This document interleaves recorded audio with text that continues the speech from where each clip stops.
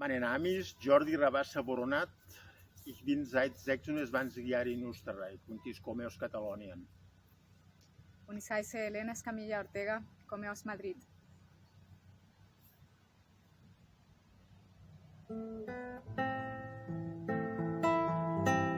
Paris 87.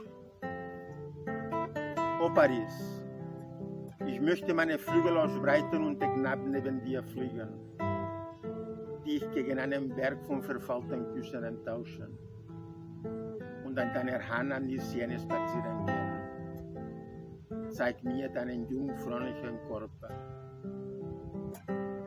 Fieber eine Nacht, spazieren gehen neben der Seine, unter den Laternen. Zur selben Zeit Jethro berauscht mein Gehirn. Ich zeichne Bilder. Es ist nicht Gott, der mit mir ist und mein Eingeweide erschüttert. Es sind die verrückten Verliebten, die an die Ecke Liebe machen. Es ist die alte Bettler mit dem weißen Bart auf dem Müllcontainer, der uns vor unseren spießbürgerlichen Sünden erlösen will. Es ist eine Revolution in Flammen. Zu guter Letzt, es ist das Naturgesetz des Überlebens, das Zulassen von Gefühlen und des Hungers, die wir nach Gemütsbewegungen haben. Paris aufgebaut, Träne auf Träne, Peinigung auf Peinigung. Ich küsse diese vornehmen Kadaver, um ihren Triumph zu feiern. Vielleicht macht mich diese durchdringende Verrücktheit, die mir die Pupillen weitern, zum Narren. Ein Tauchen in eine geometrische Perspektive von Paris. Das Reale mit dem Irreale verwechseln. Vom Montmartre aus brennt das nächtliche Paris. Mit ihm brennen meine Lippen und meine Bewunderung. Ich weiß. Es steckt in jedem Besuch etwas Sterbliches, etwas von Hoffnung und von Überraschung, für das majestätische Gleichgewicht, das die entrückenden Nächte von Paris einnehmen. Vor mir stellt sich der Altertum verführerisch auf, als ob sein Stolz in seine Statik wurzelte. Teuflisch. Als ob seine Konstruktion nicht von Menschenhand wäre, die für die Götter geschaffen, um angebetet zu werden. Schaut der große Penis der Götter. Wir, sterblichen Wesen, verwandeln uns in Spermien, um im Inneren zu reisen.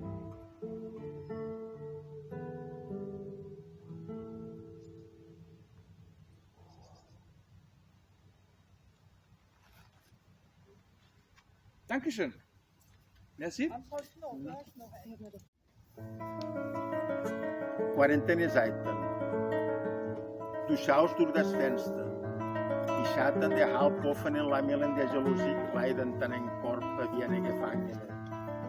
Und deine Augen wollen die Leere der Straßen füllen. Die Sonnenstrahlen lassen deine Lippen kristallrot schimmern. Du vermisst die Umarmung jener unbekannten Dichter. Du fühlst, dass die Welt sich weiterdreht.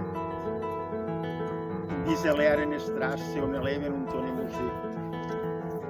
Du möchtest die Liebkosung der Brise in deinen yuccafarbigen Haaren. Du denkst, dass sie morgen an einem Balsam mit dem Wind tanzen dürfen. Ein vergeblicher Gedanke in Quarantäne-Seiten.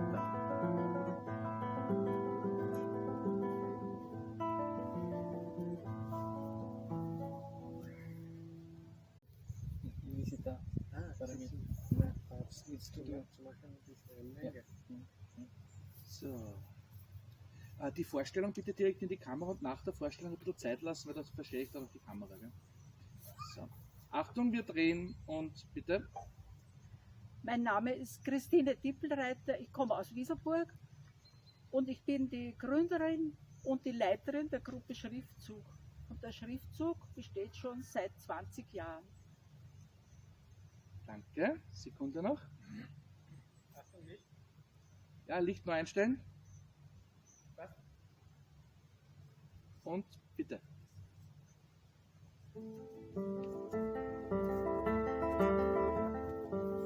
Ich bin in der Anderszeit geboren, im Schweben und getragen werden. Meine Fingerspitzen tasten nur am Hier und Jetzt, als Geschenk die Endlichkeit. Ich bin nur das Abbild, das du sehen kannst.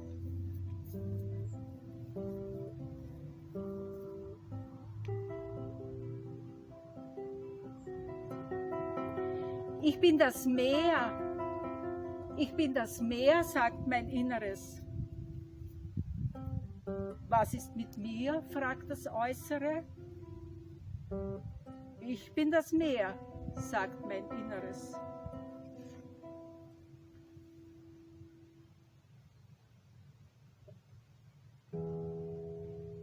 Damals,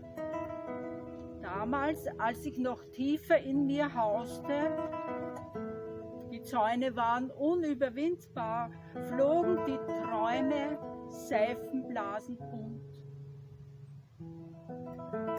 Die Welt lag in vielen Bruchstücken weit entfernt.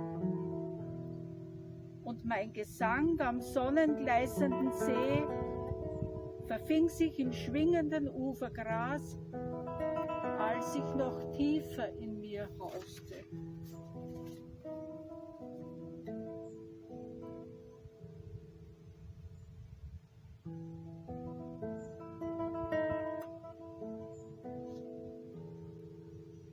Am Hagel. Bis gestern hat es ungefähr passt, wie es am Hagel so drum war. Heute ist auf einmal schief da gehängt, mein Weltbild.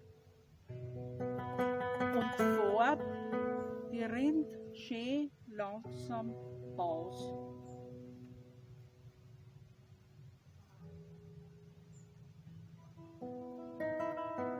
Learning by doing. Ich verstehe die Welt nimmer.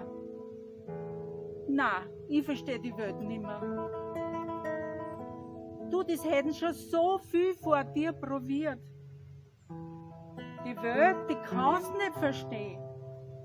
Die musst erleben.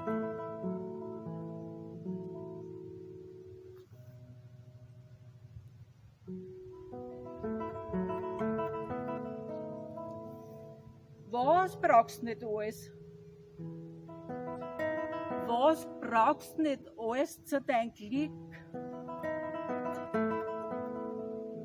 Na, ein Glück brauchst du halt. Mehr nicht.